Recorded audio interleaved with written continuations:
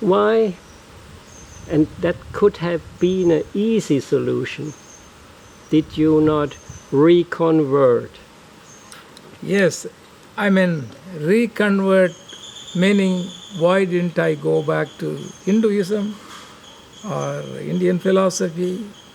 You know, I don't need, because Jesus Christ is a Easterner. In Jesus, I can see everything in the Indian culture.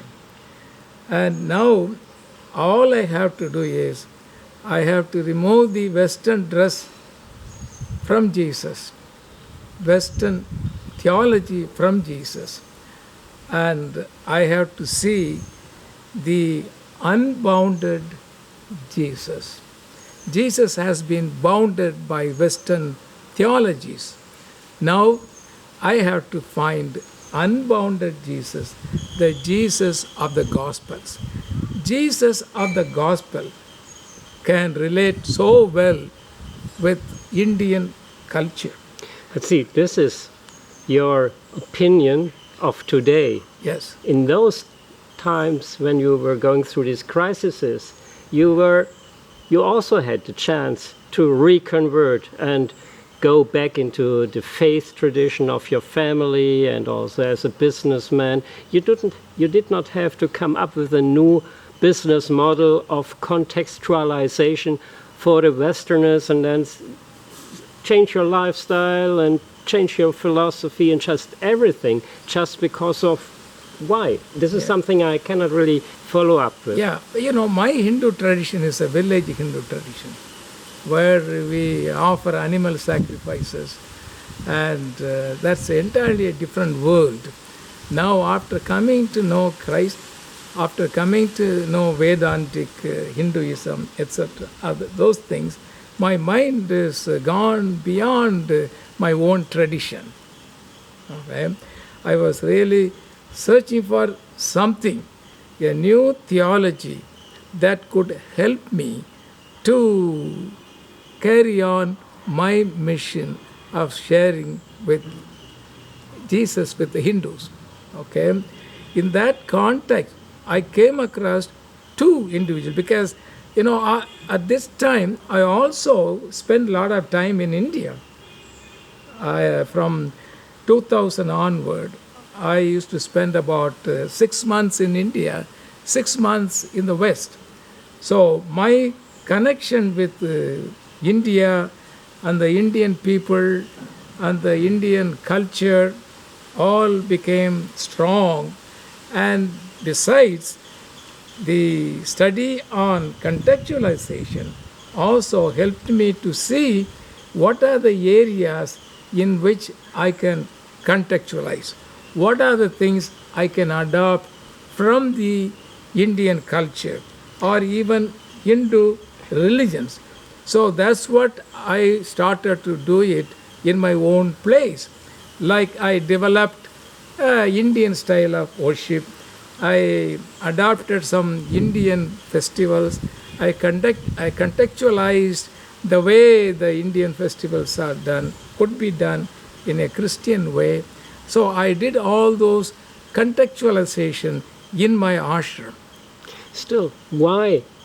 And that could have been a very easy solution and an easy way out for you. Why didn't you just not come back to Hinduism and find your spiritual path in Hinduism and not in a contextualized, very difficult to understand academic structure of new thinking? So you were really hard on you going into exploring an area where hardly anybody had been taking his path before, and the most easiest thing for also your spirituality. And actually we are talking about theology, philosophy, and your personal motives, not to go back into Hinduism. So this is still not very easily understood. You see, I told you, when I studied philosophy, I was so impressed by existentialism, and I came to see Jesus in a different light. That Jesus was not dealing with any theology or philosophy. He was dealing with the existential issues the people faced. In my own life, I faced existential issues. At that time, I found Jesus.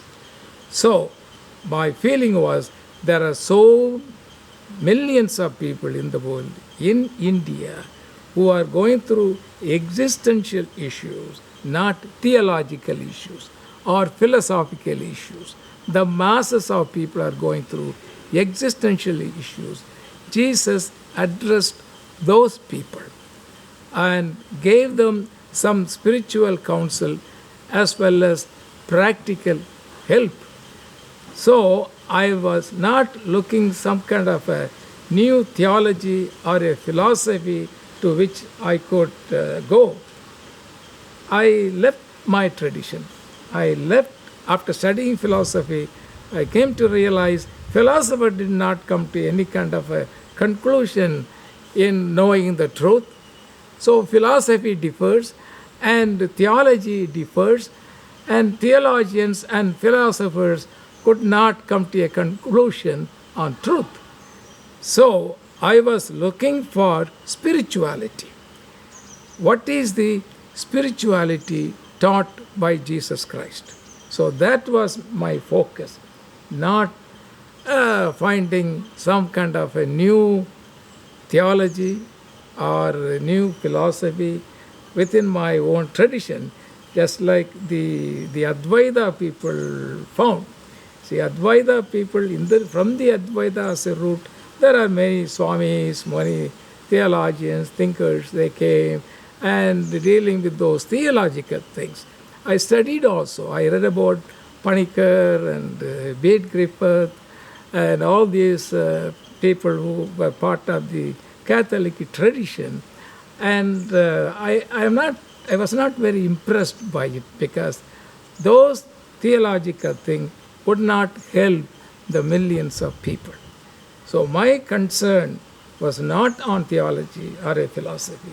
My concern was mainly how I can bring Jesus in word and in deed so that will be useful for the people.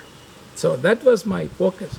So I just, even today I said I have gone out of religions. All right. So I am so free from religion. I am not conditioned by any religion or any kind of a particular philosophy. I am a free person. My mind is open. I can accept if something that would appeal to me. So I don't want to go back to a prison of religion or a prison of theology or a particular prison of philosophical system.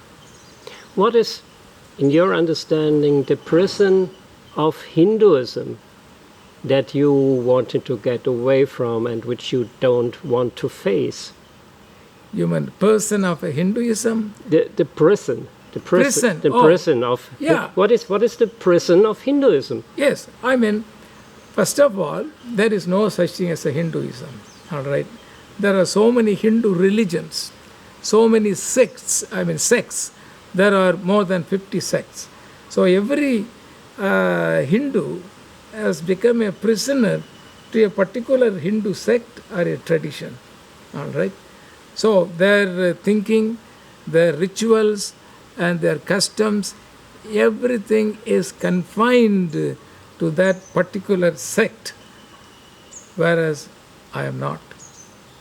I don't need to do any kind of rituals, okay, or any kind of customs. I am a free person. Whatever I think good for me to connect with people, so that through that connection I could open a door to communicate Jesus. That's it. Now, for example, I conduct or I have a harvest festival here in the ashram, the same way the Hindus celebrate. but it's a contextualized harvest festival. Christians don't like me doing that, but I do that.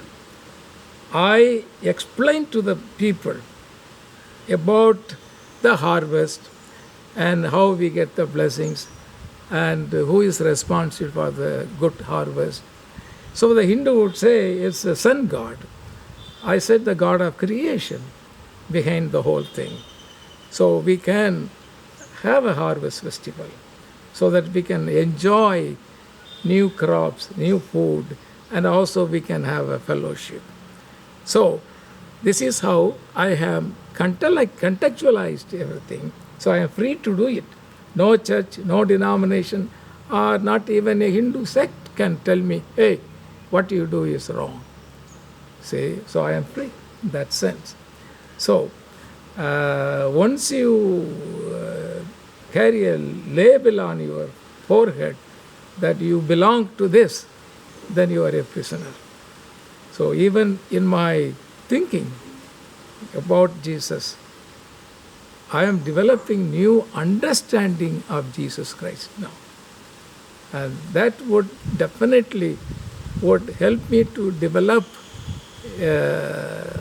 way of life, way of thinking that would help me to present Jesus to the Hindus, but not in the typical way the Westerners presented Jesus here in India. I mean, the only crisis, if I have to talk to you, the only crisis is I don't have a follower. I don't have a helper. That's the only crisis I am facing. So this is the crisis, not only me, many people who started ashram, they all faced. So in one way, ashram movement is a failure. So when the founder is dead, the ashram also is dead. But few ashram, Catholic ashram, which are kind of supported by the Catholic orders, they are surviving to some extent. But even certain Catholic ashram also closed. I know one ashram in Chennai, and that is closed. I met one of the persons belong to that ashram, and he explained to me the official church would not put up with the Catholic ashram, so they had to close it. See? So that is the situation the people like me who face here in India. So the ashram movement does not work. The reason is the Western Christianity we have in India, that is the barrier for the progress of the ashram movement. Because the Christians themselves, they are against it. So then there are Hindus, they look at this ashram with suspicions. They think, hey, this is a kind of a new magic. Some Hindu Christians have adopted it in order to convert the Hindus to their Christianity. I have a book written by a guy who has seen in that way and presented all his thinking that we Christians are trying to cheat the Indians by ashram to convert them. So that is the main issue here. So here in my ashram, I never converted anybody. So we focused on presenting Jesus and helping the local community. That's all.